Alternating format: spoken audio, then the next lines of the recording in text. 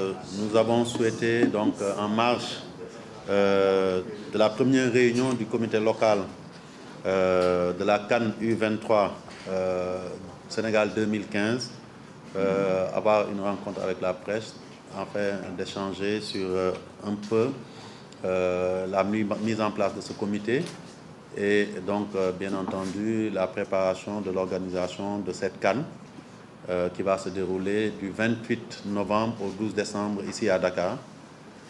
Dakar qui a déjà abrité, vous le savez, au mois de mars, donc la dernière édition du championnat d'Afrique des moins de 20 ans.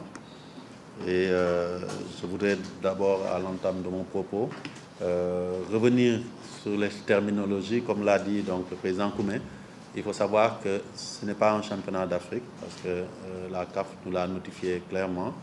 Désormais, en dehors du championnat d'Afrique des nations, qui est exclusivement réservé aux équipes nationales locales, toutes les compétitions continentales de la CAF sont des CAN. Donc c'est la CAN U20, c'est la CAN U17 et bien entendu c'est la CAN U23 et la CAN féminine. Donc il n'y a que le championnat d'Afrique des locaux qui porte le nom de championnat d'Afrique. Donc ça facilite les choses dans la communication pour tout le monde. Donc à partir de ce moment-là, je voudrais aussi donner la quintessence de l'objet de notre réunion, tout en revenant bien entendu sur l'arrêté du ministre qui a mis sur les fonds baptismaux donc, le comité local d'organisation et défini ses missions et qui donc a fixé sa composition. Je pense qu'il n'y a pas lieu de revenir sur cette composition, puisque globalement, vous le savez déjà, lors de l'installation du comité, la liste des membres avait été présentée et aussi le ministre avait fait un discours pour camper un peu le contexte et les missions, donc le contexte donc, de cette organisation et les missions conférées à notre comité. Et donc cette première réunion nous permet d'entrer de plein pied dans la phase d'organisation, parce que vous le savez, nous sommes aujourd'hui en mi-septembre et c'est pratiquement dans un peu moins de 2 mois, si je ne me trompe, que nous serons dans le vif du sujet, parce que nous commençons le 21, un peu plus de 2 mois d'ailleurs. Donc nous serons le 28 novembre déjà de plein pied dans la compétition avec le premier match de notre pays, le Sénégal, contre l'Afrique du Sud. Pour ce qui concerne donc cette réunion, c'est une réunion de prise de contact où donc, nous avons voulu relancer la machine avec les membres qui, pour la plupart, étaient déjà avec nous lors du CHAN, mais aussi procéder à une présentation des nouveaux membres qui sont venus nous rejoindre. Nous avons eu à procéder à la définition des tâches et c'est ainsi que les commissions qui existaient lors du CHAN ont été reconduites. Elles étaient au nombre de 11. Nous avons tenu à rajouter une 12e commission qui est la commission d'audit, donc qui va travailler justement pendant le déroulé de la commission, de la compétition et de l'organisation à auditer l'organisation, mais aussi elle servira comme un premier niveau de contrôle et de transparence interne. Après la CAN, elle nous permettra de travailler à faire une bonne évaluation technique, financière et matérielle donc, de notre organisation. Donc, parce que nous avons toujours à l'esprit que dans l'arrêté, nous sommes tenus de rendre compte à l'État qui nous a délégué cette mission. Et nous voulons quand même, au-delà de la réussite sportive et organisationnelle, réussir sur les principes de gestion de cette compétition en termes de bonne gouvernance et de transparence. Globalement, nous avons pu arrêter, compte tenu des délais très courts, un chronogramme très très serré qui va nous amener dès la semaine prochaine à exiger, entre guillemets, de la commission finance la présentation du budget de l'organisation. Donc on sait que l'année dernière, le budget tournait autour d'à peu près plus d'1 milliard. Mais en termes d'exécution, nous avons tourné autour de 650 à 680 millions. Donc entièrement financé par l'État du Sénégal, c'est important de le dire. Aujourd'hui, nous repartons sur de nouvelles bases, mais ce qu'il faut savoir, au dire même des responsables de la CAF, cette compétition, en termes d'importance, est la deuxième dans la hiérarchie définie par la CAF. Après la CAN Senior, pour la CAF, c'est la compétition la plus importante. Elle concerne les U23.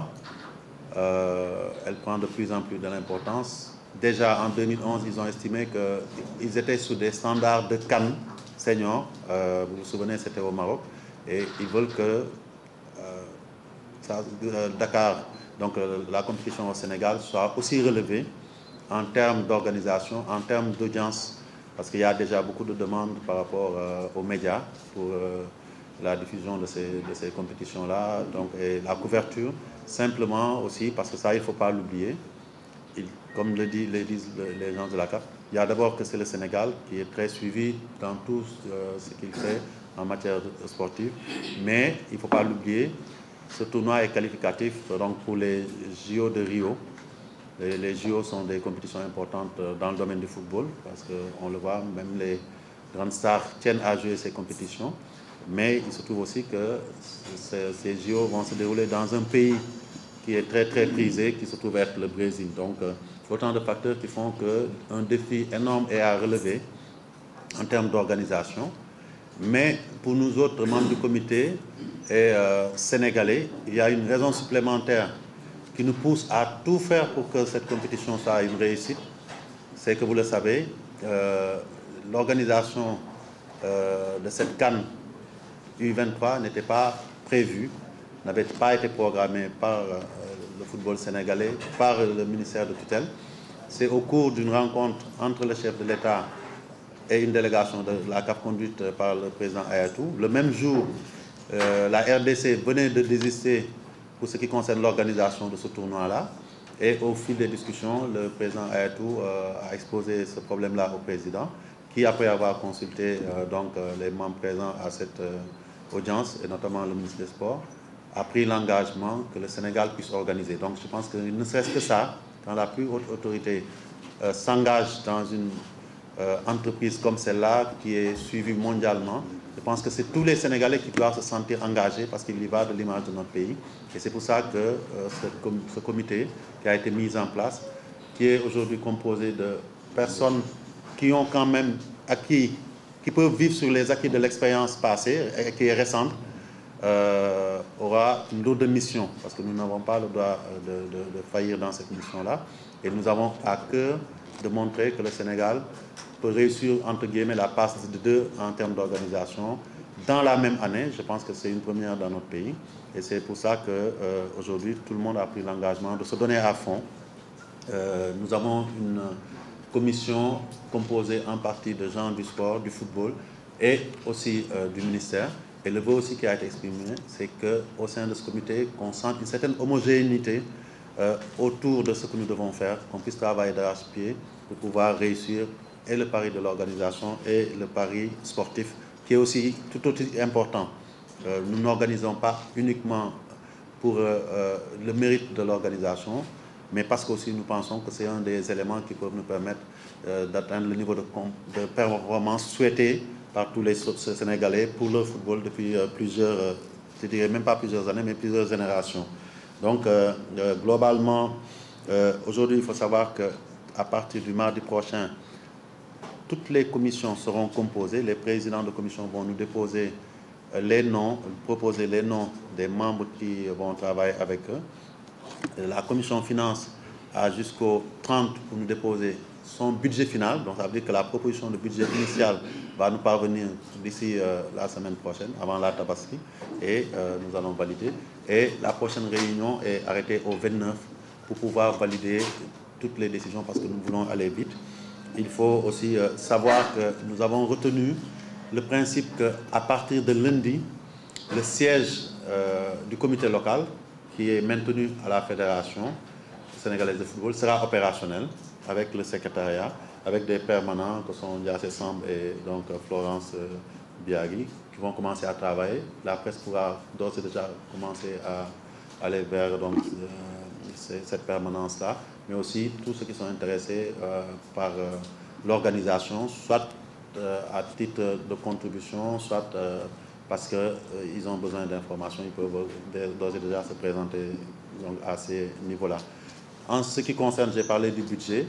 On le sait aujourd'hui, nous sommes dans des délais très restreints, mais nous pensons qu'un travail a été fait en amont avec la tutelle pour pouvoir mobiliser, en tout cas au niveau de l'État, ce qui peut l'être pour pouvoir financer cette compétition. Je l'ai dit, l'État ne peut pas être au devant parce que c'est un engagement du chef de l'État qui nous interpelle tous.